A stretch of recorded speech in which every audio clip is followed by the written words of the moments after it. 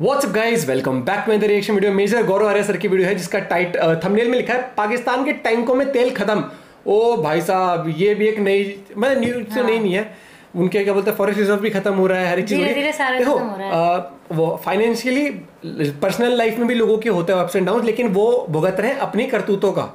जो उनकी सरकारों ने ऐसे कर दी। तो देखते हैं मेजर गौरव सर का क्या कुछ कहना है आज। उस वीडियो का लिंक है डिस्क्रिप्शन में, चैनल पे तो प्लीज सब्सक्राइब वीडियो कर दे लाइक 1 2 3 गो।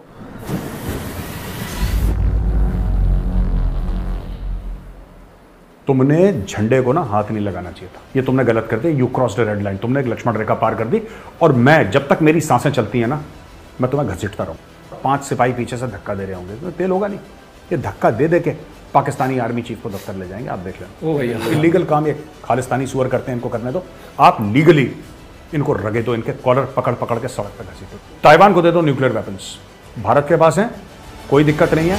अग्नि आप मिसाइल दे दो। जय हिंद दोस्तों, मैं हूं मेजर गौरव आर्या और आप देख रहे हैं द चाणक्य डायलॉग्स। इस वीडियो को लाइक करिए, हमारे चैनल को सब्सक्राइब करिए और बेल आइकन दबाना बिल्कुल मत भूलिएगा दोस्तों। अच्छा दोस्तों, कल का जो चाणक्य डायलॉग्स था उसके ऊपर बिल्कुल गजब के और भयानक रिएक्शंस आए, और मैंने जो ट्वीट करा था वो भी काफी वायरल हो गया और लोगों ने देश विदेश से मुझे कॉल करा, मीडिया वालों का भी कॉल आया कि आप कहना क्या चाहते हैं। तो मैंने बताया, मैं फिर से आपको क्लैरिफाई कर दूं, जो मैंने गुरपतवंत सिंह पन्नू के लिए कहा था, तो लोगों ने बोला साहब वो मर गया। देखो उससे कोई फर्क नहीं पड़ता, वो मरे जिए, ठीक है। मैं आपको एक बात बताता हूं, अगर गुरपतवंत सिंह पन्नू जिंदा है तो वो जो पोस्टर है वो बिल्कुल फिट है, और वो निपट गया है पहले, वो बिल्कुल फिट है। तो फिर और अगर गुरपतवंत सिंह पन्नू निपट गया है तो फिर उसमें उसकी जगह किसी और खालिस्तानी लीडर की फोटो डाल दी जाएगी, नाम बदल दिया जाएगा, ये $10,000 का रिवॉर्ड फिर भी रहेगा। तो अभी अपडेटेड आएगी। तो ये बात मैं क्लियर कर दूं। दूसरी चीज, मुझसे पूछा जा रहा है साहब आपने लोगों को बोला विदेश में आप पैसे इकट्ठा करिए, तो ये जो रिवॉर्ड आपने बोला है $10,000 का, ये कौन देगा? ये आप दोगे या फिर वो जो विदेश में आप एनआरआईज को बोल रहे हो पैसा इकट्ठा करने के लिए, वो देंगे? ये खुद देंगे। तो मैं आपको साफ साफ बता दूं, $10,000 का रिवॉर्ड मेजर गौरव आर्या अपनी जेब से, ये बोला था, कल बताया था। इसका एनआरआई से कोई लेना देना नहीं है। मेजर गौरव आर्या ये जो है reward leading to the conviction, arrest and conviction of Gurpatwant Singh Pannun oblique अगला जो भी होगा, अगर ये निपट गया होगा तो अगला जो तो दूसरा आ जाएगा, अगर ये निपटा नहीं होगा पन्नू तो फिर पन्नू पर ये लागू रहेगा। ये $10,000 मेजर गौरव आर्या अपनी जेब से देगा। जो मैंने बोला है एनआरआईज को पैसा इकट्ठा करने के लिए, वो मैंने क्लियरली अपने ट्विटर में लिखा है। वो किस लिए है कि साहब आप इन्वेस्टिगेटर जो हैं उनको हायर करिए। देखिए विदेशों में FBI CIA के बड़े लोग हैं जो रिटायर हो जाते हैं और बड़े top class professional investigation firms ये लोग खोलते हैं। इनके पास सब कुछ होता है, स्पाइंग की सारी इक्विपमेंट है, इनके पास सर्वेलेंस की सारी इक्विपमेंट है, और अमेरिका में तो खैर आम सी मिलती है ये, तो ये सब इनके पास है। आप खालिस्तानियों के खिलाफ प्रूफ लाइए, क्योंकि आप दोगे उसको पैसा, इन्वेस्टिगेटर को पैसा, ठीक है, तो आपको तो वो मतलब उसको पैसा देना पड़ेगा ना। ये कहां से आएगा? आप जब इन्वेस्टिगेटर को पे करोगे कि 24 घंटे आप इन खालिस्तानियों को सर्वेलेंस में रखो, तो आपको पैसा देना पड़ेगा। ये पैसा कहां से आएगा? हजारों डॉलर खर्च होंगे। ये वो पूल है जिससे एनआरआईज पैसा देंगे, जो विदेशी भारतीय हैं वो इससे पैसा देंगे उनको। फिर जब आप केस लड़ोगे, आप वकील करोगे ना, वकील उनको जेल में डलवाने के लिए, उसका पैसा कहां से आएगा? वो उस विदेश का जो पैसा है, हमारे एनआरआई भाई बहन है जो उन्होंने इकट्ठा करा है, वो वहां से उस लिए फंड है, ठीक है जी। उस फंड का वो काम है खालिस्तानी को ट्रैक करना। मैंने जो अवार्ड बोला है $10,000 वो खुद देंगे, और अगर कोई इंग्लैंड का करता है तो उसका कन्वर्जन पाउंड्स में या कोई और कहीं से करता है, करेंसी के हिसाब से, यूरोज में या कोई भी लोकल करेंसी में, वैल्यू उसकी $10,000 होगी, और वो मेजर गौरव आर्या अपने प्राइवेट फंड से, अपनी तनख्वाह से, अपनी सेविंग से देगा। ये मैं आपको क्लैरिफाई कर दूं, ठीक है जी। पन्नू मरा नहीं मरा मुझे नहीं पता, ये तो जब कोई न्यूज वाला कह रहा है मर गया है, कोई कह रहा है जिंदा है, और जैसा भी है यार, जैसा भी है, जो भी है देखा जाएगा। लेकिन पन्नू डर के मारे अंडरग्राउंड जरूर हो गया। जब से मारा गया ना उसको, ये जितने भी ये टपके थे 4-5 खालिस्तानी एक के बाद एक, पन्नू साइलेंट हो गया। पन्नू तो ऐसा था ना, time time time time time time, बोल बोल के ऐ कर देंगे। अचानक पन्नू साइलेंट, म्यूट हो गया पन्नू, वॉल्यूम 0 उसका। ये खौफ अच्छा है, ये खौफ होना चाहिए, बने रहना चाहिए। एंड मैं सिर्फ गुरपतवंत सिंह पन्नू को एक बात कहना चाहता हूँ, फिर मैं नेक्स्ट न्यूज़ आइटम पे आऊँगा। मैं सिर्फ एक बात, और हर एक खालिस्तानी को, ठीक है बेटा, ऐसा है मैं तुम्हारे पीछे पड़ गया हूँ, मैं तुम्हारे पीछे पड़ गया हूँ, मुझे कुछ करना पड़े, मुझे कुछ करना पड़े, ठीक है, मुझे कहीं से भी कैसे भी फंड्स रेज करने पड़े, मुझे कुछ करना पड़े, मैं करूँगा। अब मैं तुम्हारे पीछे पड़ गया हूँ, तुम अगर हाई कमीशन के सामने ना मुर्दाबाद के नारे लगाते, मैं समझ लेता, फ्रीडम ऑफ एक्सप्रेशन, और मैं इस मामले में काफ़ी लिबरल हूँ यार। मेरे खिलाफ 10 लोग बोलते हैं, मैं कभी कुछ नहीं बोलता। चलो तुमने भारत के खिलाफ भी बोला, मैं कहता हूँ जिस मुल्क में तुम हो वो मुल्क तुम्हें वो राइट देता है। तुमने बोला, कहानी खत्म। लेकिन ये सब जो किया ना, हाथ कैसे तुमने लगाया? गलत कर दी, यू क्रॉस्ड रेड लाइन, तुमने एक लक्ष्मण रेखा पार कर दी। और मैं जब तक मेरी सांसें चलती हैं ना, मैं तुम्हें घसीटता रहूँगा। जितनी मेरी औकात है, जितनी मेरी कैपेबिलिटी है, मैं तुम्हें घसीटता रहूँगा। और जब मौका मिलेगा ना, मैं निपटाऊंगा तुम्हें, जब मौका मिलेगा। ये मेरी जिंदगी का मिशन है। मैं फिर कह रहा हूँ, तुम जो करते यार, सारे खून तुम्हारे माफ, खालिस्तानी और सारे खून माफ। तुमने देश की तुमने ना झंडे को हाथ में, झंडे को, you should not have touch the flag. ये तुमने गड़बड़ कर दी बहुत ज़्यादा। दिस वॉज लाइक, जिसको कहते हैं ना कि सुसाइडल टेंडेंसीज, ये तुम्हारी हो गई। तुम्हें नहीं करना चाहिए था, तुमने कर दिया। बहुत बड़ा तुमने पाप कर दिया है। और अब मैं अपने साथ जितने भी मेरे NRI दोस्त हैं, मेरे जितने भी मुझे सोशल मीडिया पर फॉलो करते हैं, मैं उनको यही बोलूँगा कि तुम लोग भी मेरी तरह इसको ज़िंदगी का मिशन बनाओ और पीछा पड़ जाओ इन खालिस्तानियों के। अभी तो तुमने देखा ही नहीं, ये बाहर से वो कह रहा है ना कि कोशिश पूरी कर रहे हैं किसी तरीके से, किसी जो जार्स है ना, टॉप शॉट्स, इन्वेस्टमेंट बैंकर्स, वकील, डॉक्टर, तुम में से तो कोई है नहीं ऐसा खालिस्तानी। ये जितने भी टॉप के लोग अब ये तुम्हारे पीछे पड़ेंगे, देख लेना। और मैं इनको यही बोलूँगा, आपने इज्जत कमाई है, ठीक है, आपने पैसा कमाया है, आपकी आइडेंटिटी इंडियन है। बिल्कुल सही बात। आप अमेरिकन, आपका पासपोर्ट है, कोई बात नहीं, लेकिन जब भी आप जाते हैं लोग कहते हैं देखो ही इज एन इंडियन, आपको लोग इंडियन के नाम से जानते हैं। उस माँ का कर्ज चुकाने का वक्त आ गया है। आप उससे ये पूछते हैं ना कि हम मेजर साहब क्या कर सकते हैं, ये करो। अगर प्यार है, जो कि है कूट कूट के भरा हुआ है, आप NRIs में, ठीक है, ठोको इनको। और इतनी बुरी तरीके से ठोको कि किसी माइके लाल की हिम्मत ना हो कि तिरंगे की तरफ में मैली नजर से इनकी आंख निकाल दो, तब जाके होगा। Legally whatever is possible, legally whatever you can do in the country of your origin, go to the extreme legal end of doing it. Don't do anything illegal. कुछ नहीं करना आपको। इलीगल काम ये खालिस्तानी सुअर करते हैं, इनको करने दो। आप लीगली इनको रगे दो, इनके कॉलर पकड़ पकड़ के सड़क पर घसीटो इनको लीगली, ठीक है। ये जेल से तब निकले जब ये 80-85 साल के हो जाएं, या फिर ये गए हैं ना जेल में वर्टिकल, ये निकले हॉरिजॉन्टल, ठीक है ना। अब आते हैं हम दूसरे मुद्दे पे दोस्तों। 2023 में पाकिस्तानी आर्मी कोई वॉर गेम या ड्रिल नहीं करेगी। पाकिस्तानी फौज ये कहती है कि जी पैसे इल्ले, खत्म, पैसे हो गए ना, खत्म हो गए पैसे, बाय बाय, नो पैसा, नो टका, सारा पैसा गया। Fuel prices in Pakistan are already extremely high at 262 PKR per litre. ये कह रहे हैं कि जी 262 रुपए पर लीटर तेल है, हमारी हवा निकल चुकी है। जिहाद, गजवाए हिंद और फालतू की और बकवास जो हम करते थे, वो अब नहीं कर जो सकते। हम अलिफ लैला की कहानियां सुनाते थे अपने बच्चे को कि जिहाद फी सबीलिल्लाह, घोड़े पे बैठ कर जाओगे और लाल किले पे सब्ज हिलाली परचम लहराओगे इंशाल्लाह, ये सब बकवास थी।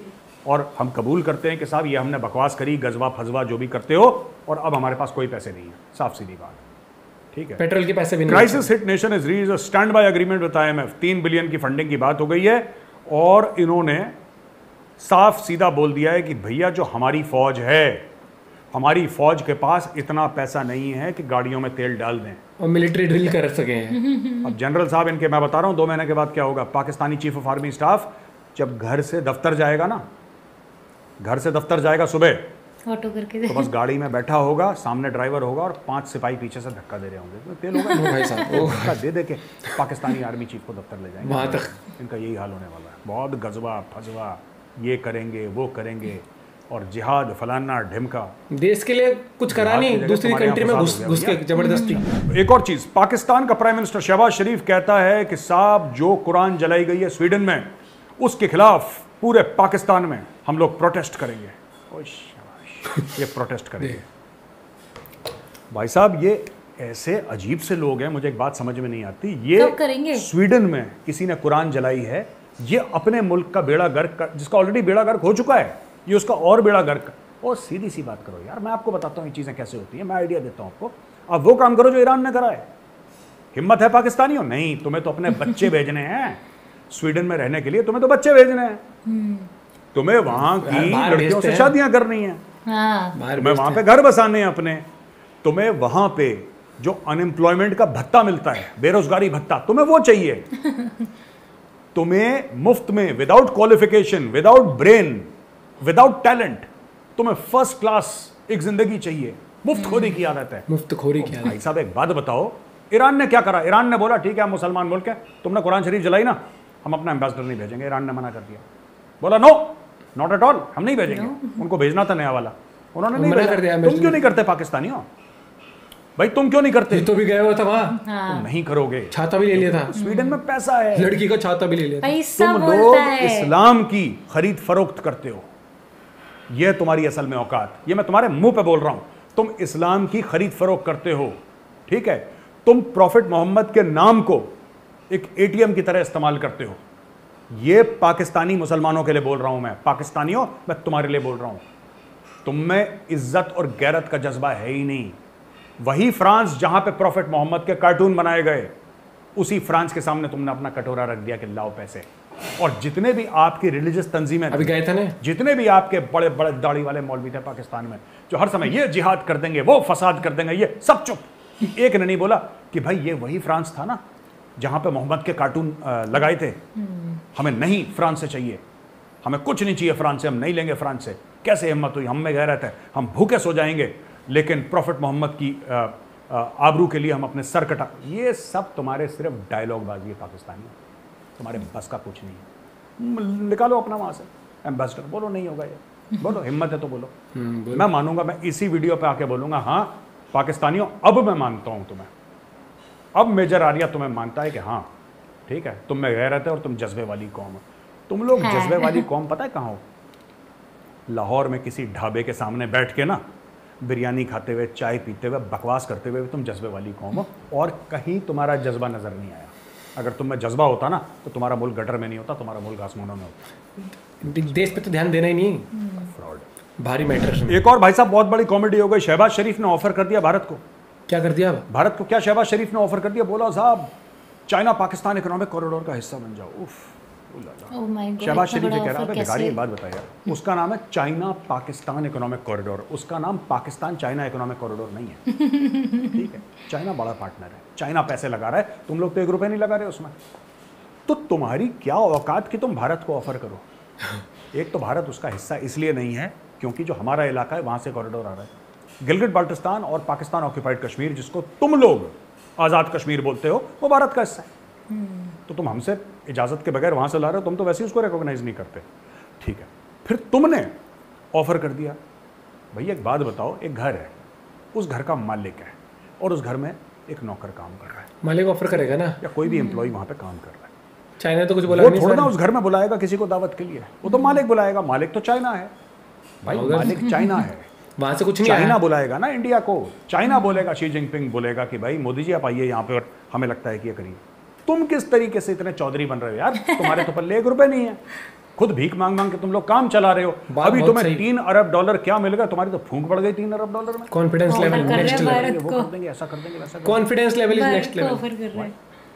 Relax, take it easy, take it easy. देखो अपने कद के हिसाब से, अपनी औकात के हिसाब से बात करना चाहिए पाकिस्तान। तुम लोग बहुत जल्दी उछल जाते हो, हम ऑफर कर रहे हैं, तुम ऑफर कर रहे हो, तुम्हारा खुद का बेड़ा गर्क है। ठीक है, खुद ये शहबाज शरीफ ने और इसके खानदान ने, वो तो इमरान खान ने बंद कर दिया सीपैक, वरना शहबाज शरीफ और उसके खानदान ने तो कितने $1 अरब चट कर गए ये लोग, चट कर गए। 24-25 $अरब सीपैक के खा गए ये लोग। और इनका वो Asim Salim Bajwa, lieutenant general, chairman CPEC authority, और इमरान खान का जो एडवाइजर था एक जमाने में, उसने क्या करा? उसने तो पिज्जा की दुकानें खोल दी, 100-150 पिज्जा की दुकानें खोल दी। बलूचिस्तान में माइनिंग के ऑपरेशंस हैं, मिडिल ईस्ट में उसका रियल एस्टेट का बिजनेस है। ये तो तुम्हारी औकात है।